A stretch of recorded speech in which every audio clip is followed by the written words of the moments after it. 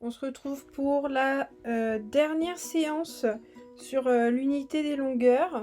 Après, ce sera le bilan. Donc aujourd'hui, vous allez apprendre à tracer des segments. D'accord?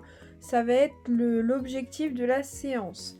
La séance juste avant, vous avez mesuré des longueurs en mètres et en centimètres. Et aujourd'hui, donc, vous allez tracer des segments. Alors, tracer, je pense que vous savez ce que ça veut dire, d'accord? C'est utiliser un crayon pour faire un trait ou pour faire une figure. Et là, on va pas faire n'importe quelle figure, on va faire des segments. Alors, on va apprendre tout au long de la séance ce qu'est un segment. D'abord, on va analyser l'exercice numéro 1 de votre fichier qui est à la page 16. Donc, on va lire la consigne et on va essayer de le faire ensemble. J'ai des petites questions à vous poser. Alors, on est à la page 16. On n'oublie pas d'écrire la date courte en haut, comme en classe. Et on va passer à l'exercice numéro 1. Alors, il faut relier chaque lettre à sa position dans l'alphabet. Et attention, il faut utiliser un outil qui est la règle. Alors, ici, nous avons déjà une figure que vous connaissez tous. Quelle est cette figure géométrique? C'est un triangle. Très bien. Vous avez un côté du triangle avec des lettres de l'alphabet A, B, C, D, E. Et vous avez un autre côté du triangle avec des positions. Première, deuxième, troisième, quatrième, cinquième. D'accord? Alors, relie chaque lettre à sa position dans l'alphabet. Déjà, moi, j'aimerais vous demander, mais que signifie la position d'une lettre dans l'alphabet? Ça veut dire quoi, une position de lettre dans l'alphabet?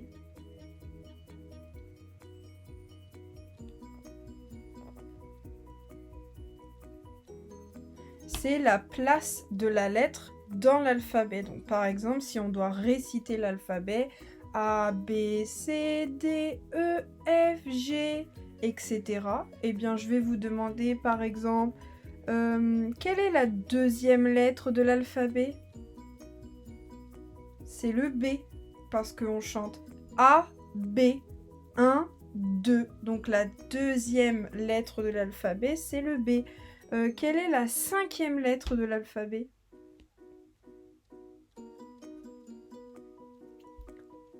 C'est le E. A, B, C, D, E. 1, 2, 3, 4, 5. D'accord? Donc c'est ça la position en fait, c'est la place de la lettre dans l'alphabet. Alors, déjà, quand on regarde l'exercice, à votre avis, combien de lignes allez-vous devoir tracer?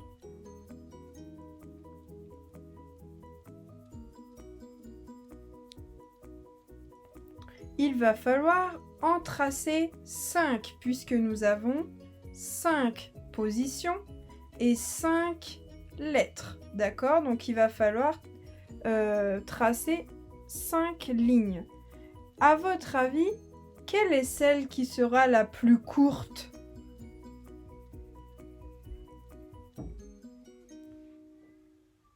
Oui, ce sera celle-là, d'accord? Celle qui relie le E avec la cinquième, puisqu'on est pratiquement au sommet du triangle où c'est le plus court. À votre avis, quelle est la ligne qui sera la plus longue? Quelle est la ligne qui sera la plus longue? Eh bien, ce sera celle qui relie le A avec la première, d'accord? Puisque nous descendons du triangle et nous arrivons sur son ouverture la plus grande. Donc, ce sera cette ligne-là. Alors, je vous laisse tracer la lettre à la bonne position. Je vous laisse tracer vos lignes. Attention, vous utilisez la règle, les enfants. Vous pouvez mettre pause pour la vidéo et dès que vous avez tracé vos 5 lignes, vous rappuyez sur le bouton et on passe à la suite. Alors, quand vous avez tracé vos lignes, qu'est-ce que vous remarquez? C'est la question B. Qu'est-ce que vous remarquez quand vous avez tracé vos lignes?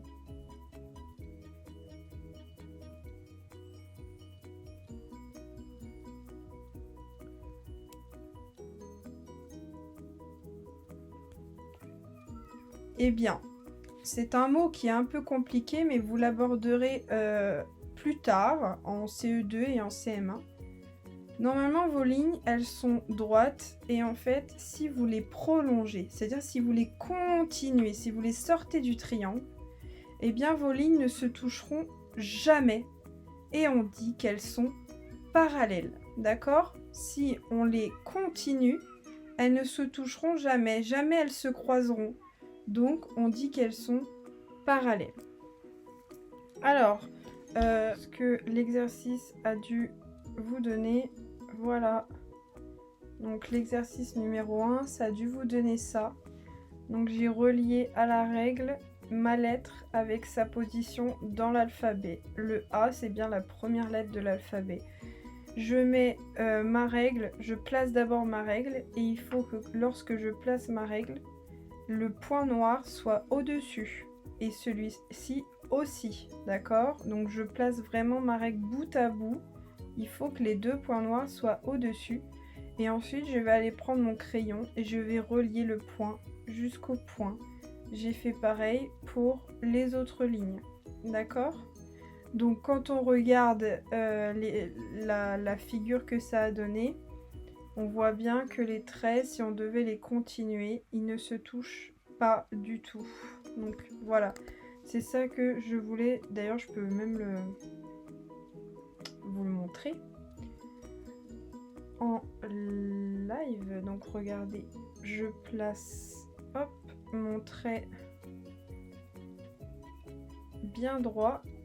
Voilà. Je prolonge, on dit que je prolonge mon trait, c'est-à-dire que je le continue, je l'agrandis. Hop, regardez. Si je le continue plus loin que le triangle, hop, vous voyez, ça ne se touchera jamais. Donc on dit que c'est parallèle. Voilà, c'était ce que je voulais vous montrer. Alors, on continue avec le fichier. On passe du coup au petit encadré ici. J'observe, d'accord? Donc, vous pouvez lire tout seul la phrase.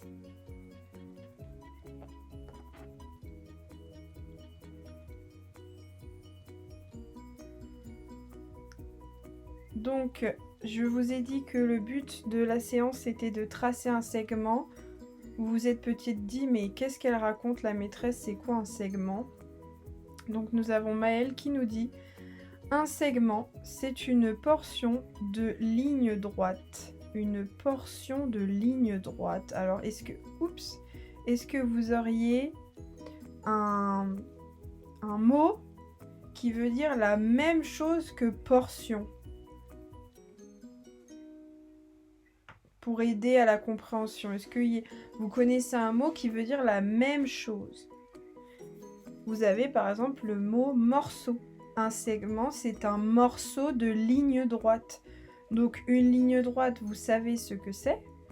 Et un segment, eh bien, on va aller tracer une ligne droite et on va aller prendre un morceau de cette ligne. D'accord?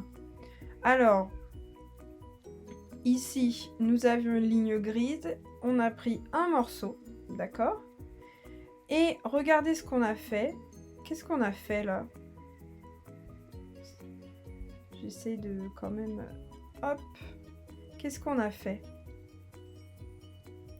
Eh bien, on a mis deux lettres. On a mis la lettre A, la lettre B, parce qu'un segment doit être nommé.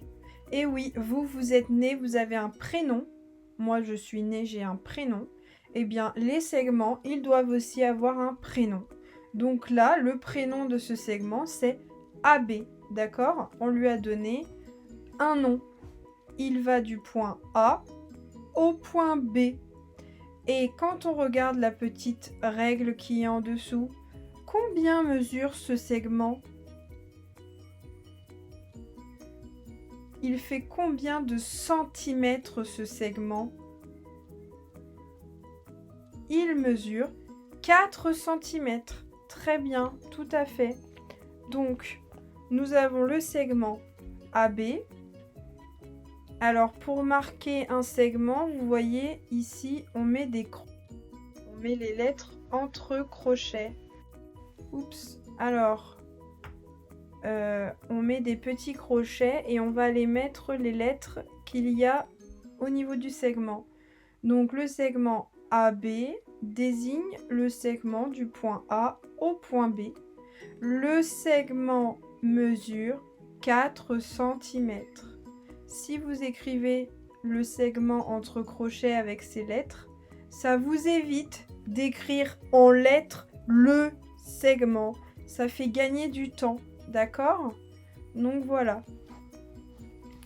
On va pouvoir réaliser l'exercice numéro 2. La consigne est trace 3 segments, puis complète. D'accord? Vous savez utiliser votre règle graduée pour mesurer. Vous savez utiliser votre règle pour aller mesurer des objets. Et bien maintenant, vous allez tracer des segments et il en faut 3. C'est écrit dans la consigne.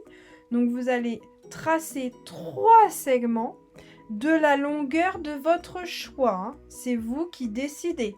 Vous voulez faire un segment de 1 cm, vous faites 1 cm. Un segment de 15 cm, vous faites comme vous voulez, mais je veux ici, là, dans cet espace sur votre fichier, 3 segments, d'accord? Donc, pour faire un segment, on n'oublie pas, on place sa règle et on part du point 0, d'accord? On part du point 0, on fait un petit trait, vous tracez sur votre règle et vous vous arrêtez où vous avez envie. Donc on s'arrête sur un trait qui est long sur sa règle, un trait où en dessous il y a un nombre. Je ne veux pas un petit trait au milieu, je veux un segment qui fasse un nombre rond. Donc une fois que vous avez tracé vos 3 segments, vous notez ici dans le petit rectangle le segment le plus court et le segment le plus long. Donc vous notez combien de centimètres fait le plus court et celui qui est le plus long. D'accord? Vous mettez pause pour faire votre exercice et on passera à la suite. Moi, je vais vous montrer ce que j'ai fait du coup. Les enfants, on va faire l'exercice numéro 2 où il faut tracer les 3 segments. Donc je vous montre un petit peu comment il faut faire. D'abord, je vous montre ma règle. Parce que l'inconvénient des règles graduées qu'on a, c'est qu'en fait, elles ne commencent pas à 0, d'accord? Le 0, il est un peu plus loin, donc quand on va tracer, on n'oublie pas de commencer à 0 et pas au début de la règle. Donc, vous voyez là, il y a écrit 0 cm, on est en centimètres, et sous chaque grande graduation, vous avez un nombre, 1, 2, 3, 4, 5, ce sont les centimètres. Nous, on ne regarde pas les millimètres, on va regarder juste les grandes graduations. Donc, pour tracer un segment, on va mettre sa règle plutôt à l'horizontale, c'est plus simple dans le sens de la feuille. On va commencer au 0, donc je trace un petit tiret au 0. Et puis, moi, j'ai envie de faire un segment de 6 cm. Donc, je vais aller regarder où est le 6.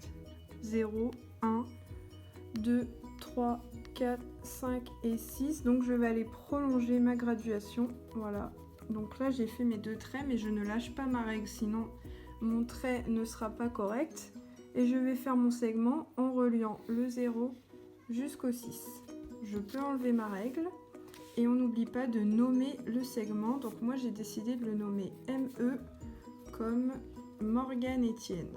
En dessous, je vais marquer la mesure de mon segment, 6 cm. Comme ça, je n'ai pas besoin à chaque fois de venir mesurer à nouveau.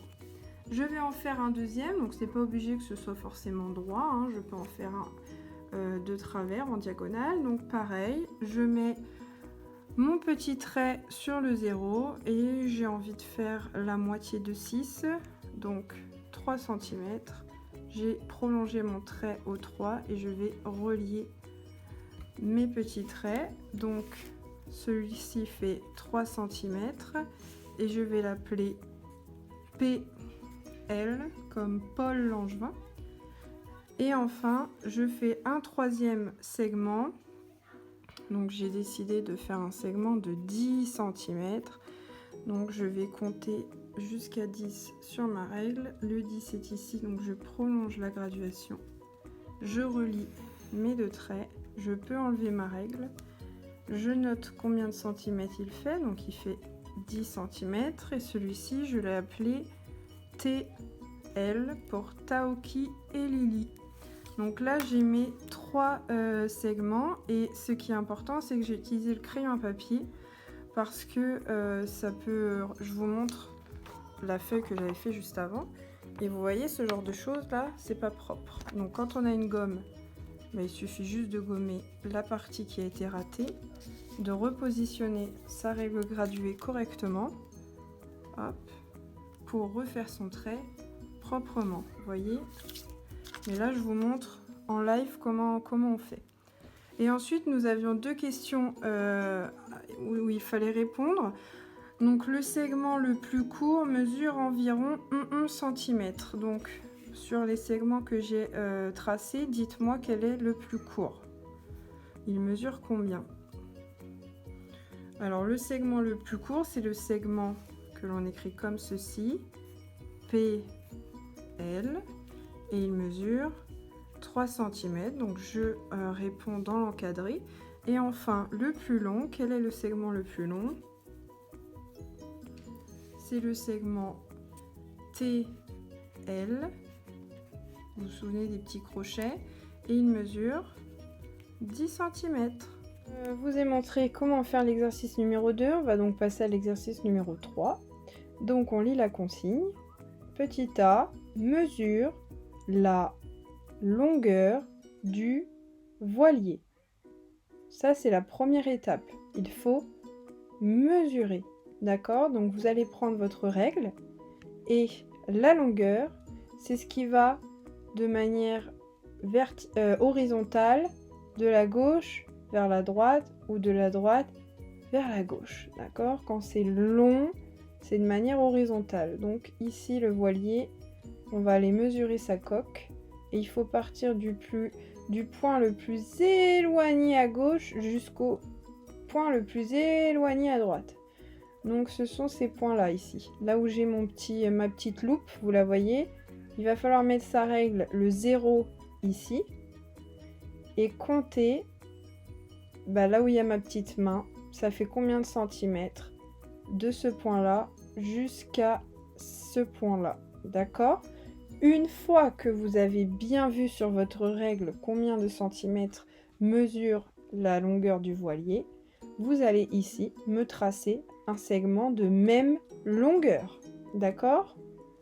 On n'oublie pas comment on fait pour tracer un segment. On met le point à 0, le point au nombre de centimètres que fait le voilier, on relie les deux et on nomme le segment. D'accord? Donc là, vous pouvez nommer le segment VO, par exemple. Voilier orange. J'invente quelque chose, mais il faut le nommer. Ensuite, pour le petit b, il va falloir mesurer la hauteur du mât. Attention, la hauteur du mât. Alors, le mât, c'est l'espèce de... C'est le... Comment ? Le morceau en bois qu'il y a au milieu du bateau et qui tient la voile. le poteau en bois, d'accord? C'est la partie en bois qui tient les voiles dans le bateau. Donc il va falloir mesurer seulement cette partie-là. Donc c'est en hauteur, ça part du haut vers le bas. C'est à la verticale. Donc pareil, même exercice, on met le point 0 et on regarde quel chiffre il y a sur la règle à ce point-là. Et vous allez me tracer un segment de même longueur. Donc vous, par contre là, vous le faites à l'horizontale, le segment. Vous ne me le faites pas à la verticale, d'accord? Sinon, vous n'aurez pas la place. Donc, vous avez cet exercice-là à faire tranquillement. Je vous mettez pause et on se retrouve pour l'exercice numéro 4 et nous aurons terminé la séance. Alors, les enfants, pour l'exercice numéro 4, regardez. Trace les segments AB, hein, vous vous souvenez, les crochets, ça veut dire segment. Trace les segments A, B et D, E. Donc là, il va falloir tracer combien de segments déjà pour voir si vous avez compris. Il va falloir en tracer 2. AB, ça fait 1. DE, ça fait 2. D'accord? Donc vous allez devoir tracer 2 segments. Et vous allez devoir les mesurer pour compléter les petits rectangles. Donc vous tracez A, B, puis D, E, et vous mesurez avec votre règle combien de centimètres ils font. Ok? Et ensuite vous complétez sur votre fichier. Rien de compliqué. Ne vous inquiétez pas, il y a un point C. C'est un petit piège pour voir si vous avez bien compris ici les sont mentionnés. Hop, voilà. Donc je vous laisse faire l'exercice tranquillement. Et s'il y a besoin, n'hésitez pas à demander l'aide d'un adulte. Bon courage!